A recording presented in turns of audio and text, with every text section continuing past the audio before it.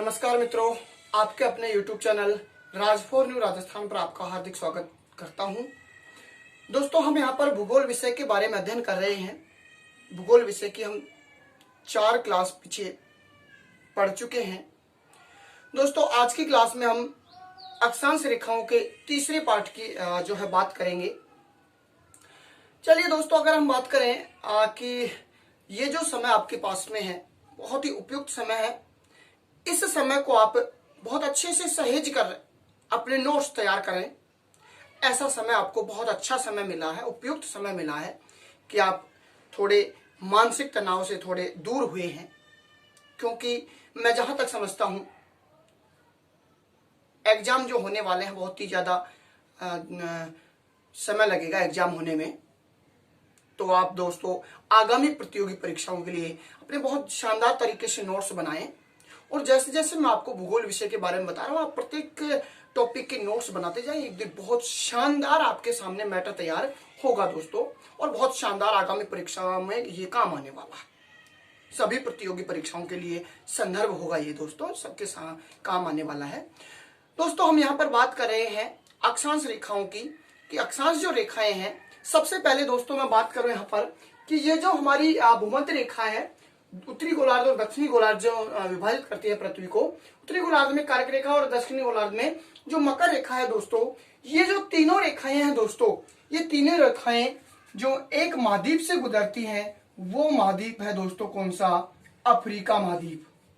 तो आप याद रखें दोस्तों, ये तीनों की तीनों रेखाएं अफ्रीका महाद्वीप से गुजरती हैं। देखिए दोस्तों, आज की क्लास में हम पढ़ना चाहेंगे, जैसे हमारी पृथ्वी को 2 भागों में विभाजित कर चुकी थी भूमध्य रेखा, उत्तरी गोलार्ध और दक्षिणी गोलार्ध। 2 गोलार्ध हमारे सामने आ चुके थे। हम दोस्तों उत्तरी गोलार्ध के संदर्भ में बात करते हैं, क्योंकि हमारा राजस्थान और भारत दोनों कहां पर आते हैं? अक्षांशीय दृष्टि से उत्तरी गोलार्ध के अंतर्गत आते हैं। तो दोस्तों हम यहाँ पर उत्तरी गोलार्ध के संदर्भ में बात करने वाले हैं। और उत्तरी गोलार्ध की एक जो महत्वपूर्ण रेखा है 23.5 डिग्री 30 डिग्री 30 मिनट उत्तरी अक्षांश जो रेखा है दोस्तों, इस रेखा के बारे में आज हम बात करने वाले हैं। बहुत ही महत्वपूर्ण दोस्तों प्रश्न यहाँ से पूछे जाते हैं। दोस्तों, जो मैं आपको टॉपिक करवा रहा हूँ, टॉपिक जैसे ही समाप्त होगा मैं आपको इसके विगत परीक्षाओं में पूछे गए महत्वपूर्ण जो प्रश्न है, और बहुत ही महत्वपूर्ण प्रश्न जो आने वाली परीक्षाओं में आ सकते हैं, ऐसे प्रश्न ऑब्जेक्टिव में आपको करवाने वाला हूं। प्रत्येक टॉपिक के साथ में दोस्तों मैं आपको ऑब्जेक्टिव प्रश्न करवाऊंगा।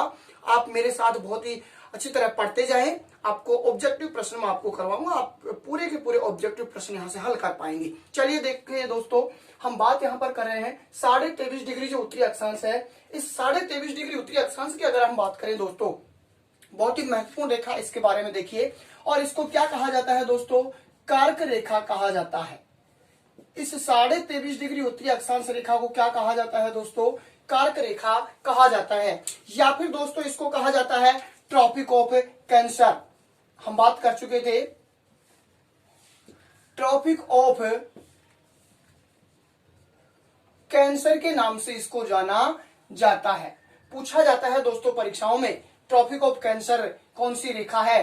तो ट्रॉपिक ऑफ कैंसर के नाम से भी इसको जाना जाता है। चलिए दोस्तों, हम बात करते हैं यहां से किस प्रकार के प्रश्न पूछे जाते हैं। हम यहां पर कर्क रेखा के संदर्भ में दोस्तों पहले बात करेंगे भारत के संदर्भ में। किसके संदर्भ में दोस्तों? भारत के संदर्भ में इसका क्या महत्वपूर्ण प्रश्न बन सकते हैं, और फिर हम बात करेंगे राजस्थान के संदर्भ में। तो देखिए दोस्तों, भारत के संदर्भ में हम कर्क रेखा की स्थिति के बारे में बात कर रहे थे। कर्क रेखा को हम किसके संदर्भ में पढ़ रहे हैं दोस्तों? भारत के संदर्भ में, कि हमारा इस प्रकार से जो भारत है, और इस भारत के अंतर्गत हम बात करें तो कर्क रेखा भारत को हम बात करें यहाँ पर, तो कर्क रेखा भारत के कहां से गुजरती है दोस्तों?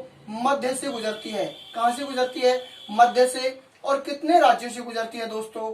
8 राज्यों से गुजरती है। भारत के मध्य से भारत को 2 भागों में बांटती हुई, और कितने राज्यों से गुजरती है?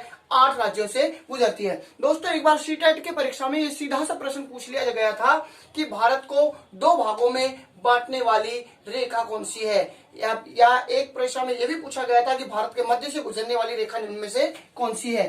प्रश्न ये पूछा गया था, भारत के मध्य से गुजरने वाली रेखा, मध्य से गुजरने वाली रेखा। और दोस्तों प्रश्न के ऑप्शन वहां पर दिए हुए थे भूमध्य रेखा, दूसरा ऑप्शन दिया हुआ था दोस्तों मकर रेखा, तीसरा ऑप्शन दिया हुआ था दोस्तों कर्क रेखा, और नंबर 4 पर दिया हुआ था इनमें से कोई नहीं। तो दोस्तों सीधा सा क्या हो जाएगा, कर्क रेखा है जो भारत को दो भागों में विभाजित करती है और मध्य से गुजरती है। चलिए दोस्तों, किस प्रकार से गुजरती है, कौन कौन से राज्यों से जाती है, 8 राज्यों से यहाँ पर हम बात कर लेते हैं। तो दोस्तों ये जो रेखा है इस प्रकार से हमारे भारत से और यूं जाकर यूं चली जाती है, दो भागों में जो है भारत को ये क्या करती है, विभाजित करती है। चलिए दोस्तों देख लेते हैं हम हमारे भारत को दो भागों में जो विभाजित कर रही है ये रेखा, इसके बारे में हम बात कर लेते हैं। सबसे पहला दोस्तों ये हो जाता है गुजरात, और गुजरात के बाद में हमारा ये हो जाता है दोस्तों राजस्थान, और राजस्थान के बाद में अगर हम दोस्तों बात करें तो यहाँ पर आ जाता है ये मध्य प्रदेश, और मध्य प्रदेश के बाद में आ जाता है दोस्तों छत्तीसगढ़, छत्तीसगढ़ के बाद में दोस्तों आता है झारखंड, और झारखंड के बाद में दोस्तों ये आ जाएगा पूरा का पूरा पश्चिम बंगाल, और पश्चिम बंगाल के बाद में दोस्तों ये त्रिपुरा, और त्रिपुरा के बाद में आता है दोस्तों ये मिजोरम।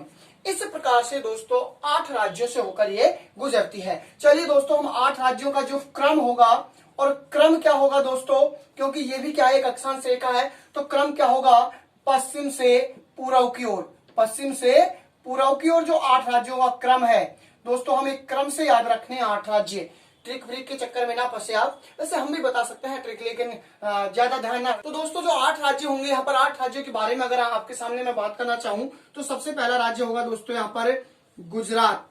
कौन सा होगा दोस्तों, गुजरात।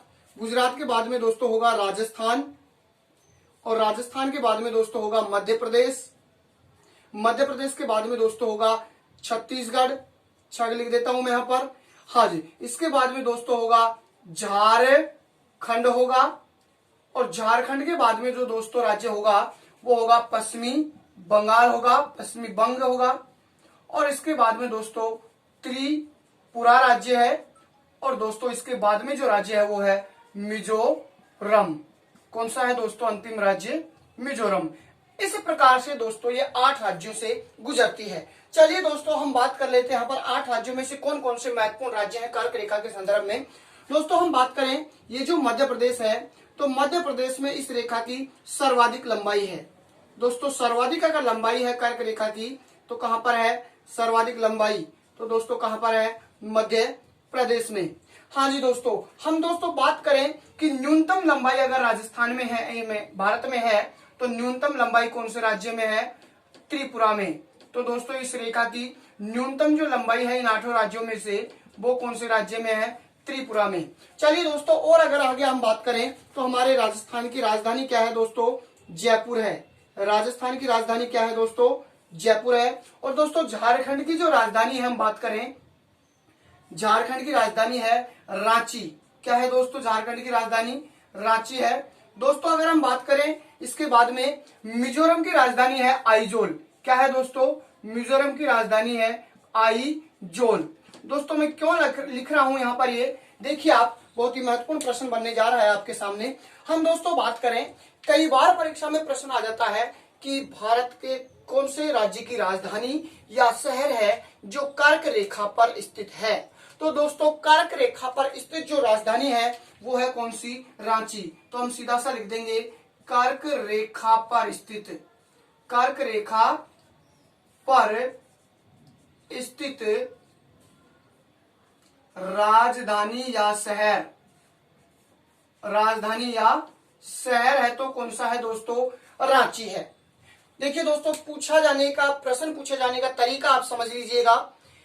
कौन से राज्य की राजधानी है तो ऑप्शन में राज्य हमें चूज करना पड़ेगा, और कौन सी राजधानी है तो सीधा सा रांची, या शहर है तो रांची। चलिए दोस्तों हम बात कर लेते हैं, कर्क रेखा पर स्थित राजधानी है तो झारखंड की राजधानी रांची है, लेकिन कर्क रेखा के सबसे नजदीक स्थित राजधानी है, नजदीक स्थित अगर राजधानी है दोस्तों तो कौन सी है, मिजोरम की राजधानी है आइजोल, जो कर्क रेखा के सबसे नजदीक स्थित है। चलिए दोस्तों हम बात करें कि इन 8 राज्यों में से, ये जो 8 राज्य हैं कर्क रेखा से संबंधित, इन 8 राज्यों में से सर्वाधिक अगर दूरी पर स्थित है, सर्वाधिक दूरी पर अगर स्थित राजधानी है, दूरी पर स्थित राजधानी तो कौन सी है दोस्तों? राजस्थान की राजधानी जयपुर। दोस्तों मैं इन 8 राज्यों के संदर्भ में दूर स्थित बात कर रहा हूं। हम 28 राज्यों के संदर्भ में अगर दूर स्थित बात करेंगे तो हम ऑप्शन में देखेंगे कि कौन से राज्य की राजधानी दूर स्थित है कर्क रेखा से, वहां हमारा प्रश्न कुछ अलग तरीके का बन जाएगा। लेकिन इन 8 में से सर्वाधिक दूरी पर है तो कौन सी है दोस्तों? जयपुर राजस्थान की राजधानी है जो स्थित है। चलिए दोस्तों हम यहाँ पर बात कर लेते हैं कि यहाँ से किस प्रकार के प्रश्न परीक्षा में पूछे जाते हैं। तो दोस्तों हम कर्क रेखा से संबंधित प्रश्नों की बात यहाँ पर कर लेते हैं। सबसे पहला नंबर 1 जो प्रश्न है दोस्तों, निम्न में से कौन सा स्थान कर्क रेखा के नजदीक स्थित है?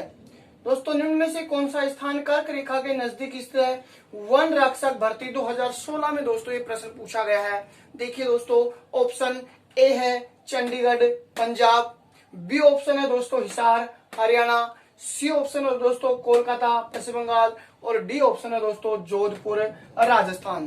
तो हम दोस्तों देख लेते हैं कि कहां पर है ये स्थान। हम बात करें दोस्तों, यहाँ पर राजस्थान और राजस्थान के उत्तर में यहाँ पर आता है पंजाब, और पंजाब में मान लीजिए ये है यहाँ पर पंजाब में ये है चंडीगढ़। ये क्या है दोस्तों? यहाँ पर चंडीगढ़। चलिए दोस्तों हम बात करते हैं हिसार। हमारा दोस्तों राजस्थान का पड़ोसी ही राज्य है हिसार, और हिसार जो है यहाँ पर लगभग सीमा भी बनाता है हमारे राजस्थान से।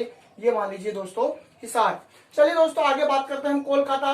तो दोस्तों पश्चिम बंगाल में यहाँ पर है ये कोलकाता, और दोस्तों जोधपुर राजस्थान में जोधपुर आप जानते हैं जैसलमेर के पूर्व में यहाँ पर ये क्या है दोस्तों? जोधपुर है, हमारा राजस्थान का जिला है जो जोधपुर। चलिए दोस्तों ये 4 स्थान आपने देखे, सबसे पहला चंडीगढ़, इसके बाद में हिसार, इसके बाद में कोलकाता और उसके बाद में जोधपुर। दोस्तों इनमें से नजदीक स्थान कौन सा होगा? तो हमें सीधा सा नजदीक स्थान होगा तो कौन सा होगा दोस्तों? कोलकाता। तो हमारा ऑप्शन जो इस प्रश्न का उत्तर होगा वो तो दोस्तों कौन सा हो जाएगा? कोलकाता। दोस्तों अगर ऐसे प्रश्नों के सामने आप देखना चाहें तो देखिए इसको थोड़ा गौर से देखिए कैसा प्रश्न बन गया है दोस्तों। ये हम यहाँ पर बात करें दोस्तों कि 2 ऑप्शन तो बिल्कुल बाहर होंगे और 2 ऑप्शन में से उत्तर यहाँ पर होगा। एक चंडीगढ़ पंजाब बिल्कुल बाहर है यहाँ से, और एक हिसार हरियाणा, क्योंकि दोस्तों इन दोनों राज्यों से तो कर्क रेखा गुजरती ही नहीं है, तो स्थान नजदीक होने का कोई मतलब नहीं रहेगा। तो दोस्तों इस प्रकार से भी बहुत सारे प्रश्न हमारे परीक्षा में आते हैं कि 2 ऑप्शनों में से नहीं आएगा, 2 में से उत्तर आएगा, वैसा का वैसा प्रश्न ये है। चलिए दोस्तों अगले प्रश्न की ओर हम बढ़ते हैं। निम्न में से कर्क रेखा के उत्तर में स्थित राज्य कौन सा है? दोस्तों ये जो प्रश्न है, निम्न में से कर्क रेखा के उत्तर में स्थित राज्य कौन सा है? RS प्री 2013 की भर्ती परीक्षा में ये पूछा गया है। ऑप्शन पे चलते हैं दोस्तों। पहला है राजस्थान, दूसरा है झारखंड, तीसरा है त्रिपुरा और चौथा है दोस्तों मणिपुर। चलिए देख लेते हैं दोस्तों। पहला राज्य हमारा ये राजस्थान है, दूसरा राज्य ये जो है दोस्तों झारखंड है, तीसरा राज्य दोस्तों ये त्रिपुरा है, और चौथा राज्य दोस्तों यहाँ पर आता है ये दोस्तों, और ये दोस्तों कौन सा राज्य है? मणिपुर है दोस्तों। ये कौन सा है? मणिपुर। तो दोस्तों प्रश्न यहाँ पर कहा है कि उत्तर में स्थित, कर्क रेखा के उत्तर में स्थित राज्य, तो दोस्तों राजस्थान, झारखंड, पश्चिम बंगाल और दोस्तों इसके बाद में है ये त्रिपुरा है, और उसके बाद में मणिपुर। तो इनमें से चारों में से कौन सा है दोस्तों उत्तर में स्थित है? मणिपुर। हमारा उत्तर क्या हो जाएगा दोस्तों? मणिपुर है इनमें से जो कर्क रेखा के उत्तर में स्थित है। चलिए दोस्तों अगर हम बात करें, ये जो त्रिपुरा है, ये मिजोरम है, ये मणिपुर है, यहाँ पर आता है दोस्तों नागालैंड, ये दोस्तों आता है पूरा अरुणाचल प्रदेश, ये दोस्तों आता है असम, ये दोस्तों आता है मेघालय, और ये दोस्तों है सिक्किम, और ये पश्चिम बंगाल। इस प्रकार से ये जो पूर्वोत्तर भारत के राज्य हैं। चलिए दोस्तों इसी प्रश्न को अगर मैं थोड़ा सा बदलने की कोशिश करूं, और यहाँ पर प्रश्न ये प्रश्न ना होकर प्रश्न आपको ये दे दूं कि निम्न में से बेमेल को छांटिए, निम्न में से बेमेल को छांटिए, तो दोस्तों ऑप्शन यही चारों रहेंगे और बेमेल को छांटना है। बेमेल में भी उत्तर कौन सा रहेगा दोस्तों? हमारा मणिपुरी रहेगा, क्योंकि ये तीनों राज्य कर्क रेखा से संबंधित राज्य हैं और ये कर्क रेखा से संबंधित राज्य नहीं है। चलिए दोस्तों अगले प्रश्न की ओर बढ़ते हम। प्रश्न नंबर 4, कौन से राज्य से कर्क रेखा गुजरती है? दोस्तों निम्न में से पहले जो प्रश्न पूछा जाता था कि भारत के कितने राज्यों से कर्क रेखा गुजरती है, नहीं पूछा जाने वाला है दोस्तों निम्न में से कौन से राज्य से कर्क रेखा गुजरती है। देखिए दोस्तों नागालैंड है, बिहार है, पश्चिम बंगाल है और असम है। चलिए दोस्तों नागालैंड मैंने आपको बताया ये कौन सा राज्य है? नागालैंड। हाँ जी दोस्तों। इसके बाद में दोस्तों बिहार, तो दोस्तों यहाँ पर उत्तर प्रदेश के पास में ये कौन सा आता है? ये राज्य है बिहार। हाँ जी दोस्तों। इसके बाद में पश्चिम बंगाल, ये दोस्तों है कौन सा? पश्चिमी बंगाल, और इसके बाद में है दोस्तों असम। ये दोस्तों ये जो राज्य है ये कौन सा है, असम है। तो दोस्तों आप यहाँ पर देख रहे होंगे नागालैंड से इसका कोई मतलब नहीं है, असम से इसका कर्क रेखा का कोई संबंध नहीं है, और बिहार से तो कौन से राज्य से गुजर रही है दोस्तों, ये जो गुजर रही है कहां से गुजर रही है, तो हमारा उत्तर हो जाएगा पश्चिमी बंगाल। चलिए दोस्तों अगले प्रश्न की ओर हम बढ़ते हैं। ऐसे ही एक और प्रश्न हमारे सामने है, निम्न में से कौन से राज्य से कर्क रेखा नहीं गुजरती है। दोस्तों यहाँ पर क्या दे दिया, निम्न में से कौन से राज्य से कर्क रेखा नहीं गुजरती है। तो नहीं को दोस्तों जरूर आप बोला कर लें, परीक्षा में मैंने बताया था आपको ये नहीं है, सही नहीं है, इस प्रकार के प्रश्न बहुत कंफ्यूज करते हैं, तो आप उनको गोला कर दें नहीं को जरूर। तो नहीं पूछा गया है दोस्तों, पहला ऑप्शन त्रिपुरा है, दूसरा ऑप्शन उत्तर प्रदेश है, तीसरा ऑप्शन राजस्थान है, और चौथा ऑप्शन है झारखंड है। दोस्तों मैं यहाँ पर आपको दिखाना चाहूंगा त्रिपुरा जो राज्य है ये दोस्तों कौन सा राज्य है, त्रिपुरा राज्य है। कौन सा है दोस्तों, त्रिपुरा। इसके बाद में उत्तर प्रदेश, ये बिहार के बगल में ये हमारा पड़ोसी जो राज्य है ये कौन सा है दोस्तों, उत्तर प्रदेश राज्य है। और दोस्तों अगर हम बात करें इसके बाद में राजस्थान, तो ये हमारा राजस्थान है ही, और इसके बाद झारखंड, तो ये दोस्तों ये झारखंड है, यहाँ पर ये कौन सा है, झारखंड है। तो इनमें से कौन से राज्य से नहीं गुजरती है, तो दोस्तों यहाँ पर देख लीजिए ये उत्तर प्रदेश है, इससे कोई संबंध कर्क रेखा का नहीं है। इस प्रकार के प्रश्न मैं आपके सामने बहुत ही प्रश्न लाने वाला हूँ। टॉपिक समाप्त होने के बाद में कम से कम बहुत सारे प्रश्न जो परीक्षाओं में पूछे गए हैं और जो पूछे जाने वाले हैं, ऐसे प्रश्नों का संग्रह मैं आपके सामने लाने वाला हूँ। तो दोस्तों हम बात करें राजस्थान के संदर्भ में कि राजस्थान के संदर्भ में कर्क रेखा की क्या भूमिका होती है। तो देखिए हम जिस प्रकार से बात कर रहे थे भारत के मध्य से 8 राज्यों से गुजरती है, उसी प्रकार से दोस्तों यहाँ पर हम बात करते हैं कि राजस्थान के संदर्भ में राजस्थान के कौन से भाग से गुजरती है दोस्तों, दक्षिणी भाग से गुजरती है। राजस्थान के कौन से भाग से गुजरेगी दोस्तों, दक्षिणी भाग से गुजरती है। और दक्षिणी भाग से गुजरती है तो कितने जिलों से गुजरती है दोस्तों, यहाँ पर 2 जिलों से गुजरती है। कई बार पूछा जाता है दोस्तों ये प्रश्न कि कितने जिलों से गुजरती है, 2 जिलों से गुजरती है। चलिए दोस्तों हम बात कर लेते हैं 2 जिलों में। 2 जिलों में नंबर 1 अगर हम बात करेंगे दोस्तों तो आएगा डूंगरपुर। कौन सा आएगा दोस्तों, डूंगरपुर। नंबर 1 डूंगरपुर इसलिए आएगा क्योंकि अक्षांश रेखा है ये कर्क रेखा, और कर्क रेखाओं की दिशा होती है पश्चिम से पूर्व की ओर। तो इस प्रकार से पहला डूंगरपुर और दूसरा आ जाता है दोस्तों बांसवाड़ा। तो ये 2 जिले हैं जहां से कर्क रेखा जो है राजस्थान में गुजरती है। देखिए दोस्तों हम बात अगर यहाँ पर करें, ये जो हमारा जिला है इस प्रकार से ये दक्षिण में राजस्थान का ये जिला है डूंगरपुर, और दोस्तों ये जो जिला है इस डूंगरपुर के पास में ही ये जो जिला है कौन सा है, बांसवाड़ा। दोस्तों इस डूंगरपुर के दक्षिणी भाग से और बांसवाड़ा के मध्य से इस प्रकार से होकर ये कर्क रेखा गुजरती है 23.5 डिग्री जो उत्तरी अक्षांश रेखा है, इस प्रकार से दोनों जिलों से गुजरती है। चलिए दोस्तों हम बात कर लेते हैं कि डूंगरपुर जो जिला है और डूंगरपुर जिले का कौन सा गांव है, डूंगरपुर जिले का कौन सा भाग है अगर बात करें तो दोस्तों दक्षिणी भाग। डूंगरपुर जिले का भी कौन सा भाग है, दक्षिणी भाग, एकदम दक्षिणी भाग से गुजरती है। और अगर हम दोस्तों बात करें बांसवाड़ा का, तो बांसवाड़ा के दोस्तों कहां पर गुजरती है, मध्य से गुजरती है। कहां से गुजरती है, ये मध्य से गुजरती है। डूंगरपुर का जो दक्षिणी भाग है यहाँ का दोस्तों एक स्थान है चीखली गांव। कौन सा दोस्तों, चीखली गांव। चीखली जो गांव है यहाँ से गुजरती है। हाँ जी, मध्य जो बांसवाड़ा का भाग है, स्थान है दोस्तों, बांसवाड़ा का मध्य भाग का जो स्थान है वो आएगा तलवाड़ा। कौन सा आएगा दोस्तों, तलवाड़ा स्थान है जहां से कर्क रेखा गुजरती है। देखिए दोस्तों ये जो राजस्थान हमारा है 33 जिले हैं इसमें, और इस राजस्थान में तल यानी क्या होता है, नीचे धरातल, तो एकदम तल पर है बांसवाड़ा। तो आप याद रख लें तल में ही है राजस्थान के बांसवाड़ा, और तल से तलवाड़ा, तो कौन सा स्थान होगा, तलवाड़ा। और दोस्तों ये जो तलवाड़ा है, इस तलवाड़ा की अगर हम बात करें, एक तो है तलवाड़ा जहां से बांसवाड़ा हमें है ये स्थान और जहां से कर्क रेखा गुजरती है। दोस्तों आप याद रखें कि एक है तिलवाड़ा, एक कौन सा वाड़ा है, तिलवाड़ा है। और तिलवाड़ा जो है कहां पर है, बाड़मेर में है। ये कहां पर है, बाड़मेर में। और दोस्तों ये किसके लिए प्रसिद्ध है, ये पशु मेले के लिए प्रसिद्ध है। कौन सा है ये, तिलवाड़ा क्या है, पशु मेला। देखो पशुओं के होते हैं तिल, क्या होते हैं दोस्तों, तिल।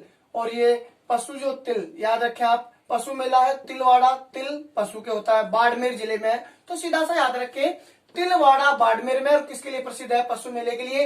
एक दोस्तों स्थान है एक दोस्तों झील है तलवाड़ा। तलवाड़ा जो झील है दोस्तों ये कौन से जिले में है? हनुमानगढ़ जिले में है। देखिए दोस्तों हम यहाँ पर बात कर रहे हैं, ये जो तलवाड़ा झील है कौन से जिले में? हनुमानगढ़ में। घग्गर नदी के संदर्भ में हम पढ़ते हैं तलवाड़ा झील को। और यह जो तलवाड़ा झील है राजस्थान की सबसे नीची झील है। क्या है दोस्तों? राजस्थान की सबसे नीची झील है। प्रश्न पूछा जाता है राजस्थान की सबसे नीची झील तलवाड़ा झील हनुमानगढ़, लेकिन दोस्तों राजस्थान की सबसे ऊंची झील है तो नक्की झील जो है सबसे ऊंची और सबसे गहरी है नक्की झील माउंट आबू सिरोही, और सबसे नीची है तो तलवाड़ा।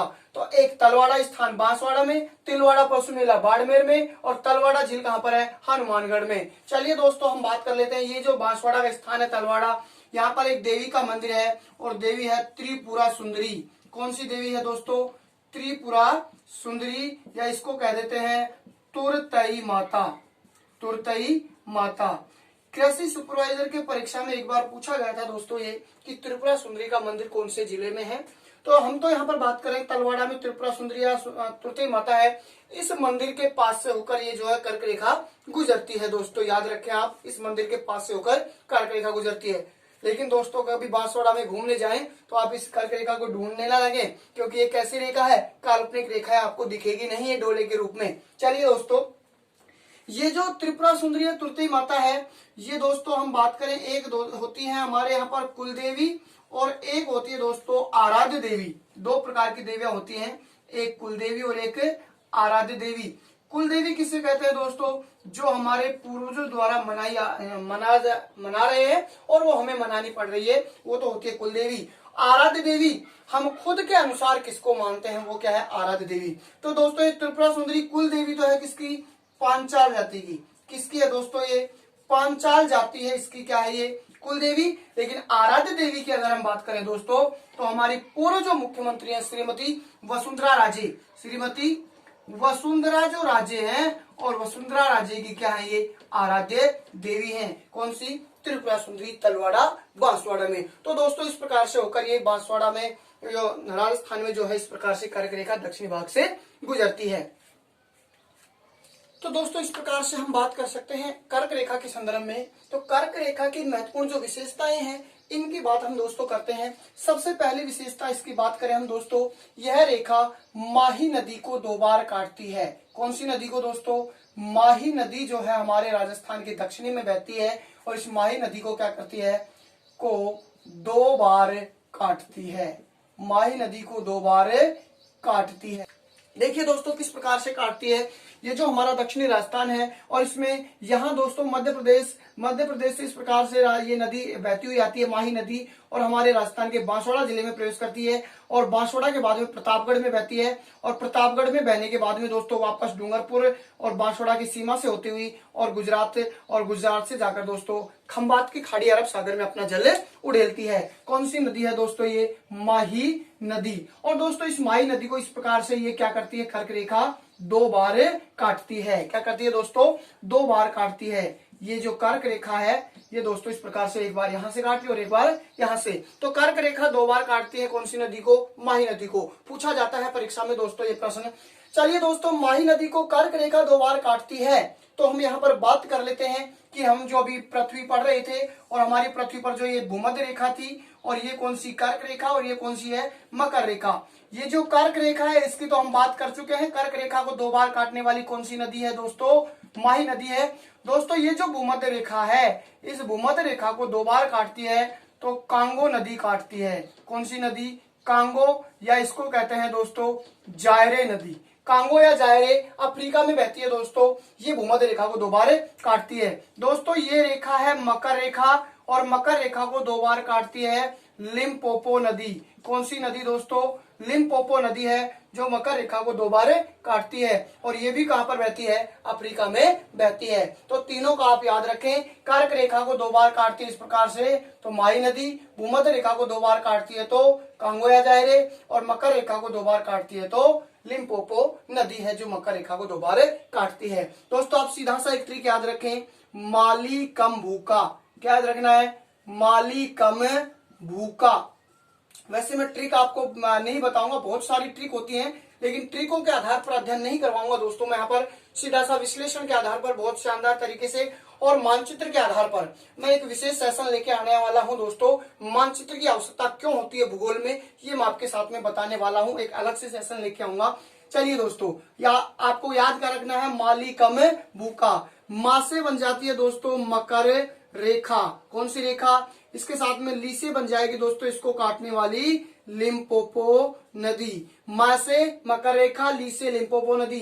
दोस्तों कैसे बन जाती है? कारक रेखा, और इसको काटने वाली मै से बन जाएगी माही नदी। हाँ जी दोस्तों, भू से बन जाती है भूमध्य रेखा, और दोस्तों इसके बाद में इसको काटने वाली जो है भू का करने लेंगे यहाँ पर, तो का से बन जाती है दोस्तों इसको काटने वाली कांगो या जायरे नदी। कांगो या इसको क्या कहते हैं? अफ्रीका के जायरे देश में बहती है ये, इसलिए इसको जायरे भी कह देते हैं। तो दोस्तों आप सीधा सा एक ट्रिक याद रख लें, मालिकम भूका। चलिए दोस्तों हम आगे बात करते हैं इसके संदर्भ में कि दूसरी विशेषता जो इसकी होगी, पहली विशेषता के बारे में हम बात कर चुके हैं कि माही नदी को क्या करती है? 2 बार काटती है। नंबर 2 अगर हम दोस्तों बात करें कि दूसरी विशेषता इसकी क्या होगी, तो नंबर 2 हम कह सकते हैं, 2 विशेषता कि ये जो कर्क रेखा है इस पर सूर्य की जो सीधी किरणें हैं, यानी सूर्य की जो सीधी किरणें हैं, सूर्य की सीधी किरणें, तो सीधी किरणें पड़ती हैं कब दोस्तों? 21 जून को पड़ती हैं। कब पड़ती हैं सीधी किरणें? 21 जून को पड़ती हैं। और 21 जून को जब सीधी पड़ती हैं, लंबवत पड़ती हैं, तो दोस्तों 21 जून को राजस्थान में सबसे बड़ा दिन होता है। हम बात करें तिरछी कब पड़ती हैं, तो दोस्तों तिरछी पड़ती है राजस्थान कर्क रेखा पर सूर्य की किरणें, तो 22 दिसंबर को पड़ती हैं। कब पड़ती हैं दोस्तों? 22 दिसंबर को पड़ती हैं। दोस्तों क्यों पड़ती हैं, थोड़ा सा आप यहाँ पर ध्यान दें। ये हमारी पृथ्वी इस प्रकार से, हालांकि मैं अगली क्लास में जो बताने वाला हूँ बहुत महत्वपूर्ण टॉपिक, सूर्य की किरणों की स्थिति में बताऊंगा। थोड़ा सा आप ध्यान दें, ये भूमध्य रेखा है, ये कर्क रेखा है, और ये कौन सी है? मकर रेखा है। दोस्तों 21 जून को हमारे यहाँ पर सीधा पड़ता है, तो यहाँ पर दिन बड़ा होता है। दिसंबर में क्या होता है, यहाँ पर सूर्य की किरणें सीधी पड़ती हैं, तो तिरछी हमारे यहाँ पर पड़ेंगी। तो तिरछी कहाँ पड़ेंगी? 22 दिसंबर को सीधी पड़ती है मकर रेखा पर, तो 22 दिसंबर को तिरछी कहाँ पड़ेंगी? यहाँ पर पड़ेंगी। इसलिए तिरछी जो है इस कर्क रेखा पर कब पड़ेंगी? 22 दिसंबर को पड़ती है। मैं विशेष अगली क्लास में विशेषता बताऊंगा ये सूर्य की किरणों की स्थिति। चलिए दोस्तों अगर और हम बात करें तो नंबर 4 विशेषता की हम बात कर सकते हैं कि राजस्थान जो है, और राजस्थान का अधिकांशतः भाग, राजस्थान का जो अधिकांशतः भाग है दोस्तों, ये क्या है? कर्क रेखा के उत्तर में स्थित है। कर्क रेखा के उत्तर में स्थित है। कहां पर स्थित है? उत्तर में स्थित है। देख लीजिएगा दोस्तों, ये कर्क रेखा है, और कर्क रेखा के दक्षिण में सिर्फ बांसवाड़ा जिले का आधा सा भाग है, और डूंगरपुर का बहुत कम भाग है। इसके अलावा पूरा का पूरा भाग हमारा राजस्थान का कर्क रेखा के उत्तर में स्थित है। हम दोस्तों नंबर 4 पर अगर हम बात करें विशेषता के संदर्भ में, तो इसी रेखा की सबसे महत्वपूर्ण विशेषता दोस्तों, मैं अक्षांशों में आपको बता भी चुका हूं कि ये पृथ्वी का उत्तरतम अक्षांश है। ये जो अक्षांश है कर्क रेखा 23.5 डिग्री उत्तरी अक्षांश, ये पृथ्वी का उत्तरतम अक्षांश है। उत्तरतम अक्षांश है जहां सूर्य लंबवत चमकता है, जहां सूर्य लंबवत चमकता है। इसके उत्तर में नहीं चमकेगा, लंबवत चमकता है। तो दोस्तों ये जो 23.5 डिग्री उत्तरी अक्षांश कर्क रेखा है, ये पृथ्वी का उत्तरतम अक्षांश है जहां सूर्य लंबवत चमकता है। हाँ जी दोस्तों, और दक्षिणतम होगा तो कौन सा होगा? मकर रेखा है जहां पर लंबवत चमकता है। तो आप इसी प्रकार वीडियो को लाइक करें, शेयर करें, और दोस्तों सब्सक्राइब करें, और पूरा देखने की कोशिश करें, ताकि मैं बहुत ही महत्वपूर्ण तरीके से आपको इस भूगोल विषय के बारे में जो अध्ययन करा रहा हूं, इस टॉपिक के बाद में दोस्तों मैं आपके सामने ऑब्जेक्टिव प्रश्न लाने वाला हूं। वो ऑब्जेक्टिव प्रश्न आपको यहाँ पर ये पढ़ लोगे तो ऑब्जेक्टिव प्रश्न आप बहुत आसानी से कर पाएंगे, और आपके सामने मैं दिखाऊंगा किस प्रकार के परीक्षा में प्रश्न पूछे जाते हैं। अगली क्लास जो हमारी होगी दोस्तों, अक्षांश का लास्ट टॉपिक होगा, और सूर्य की किरणों की स्थिति और हमारी पृथ्वी पर जो जलवायु कटिबंध है उनके बारे में हमें देखेंगे अगली क्लास में, तो देखना ना भूलें।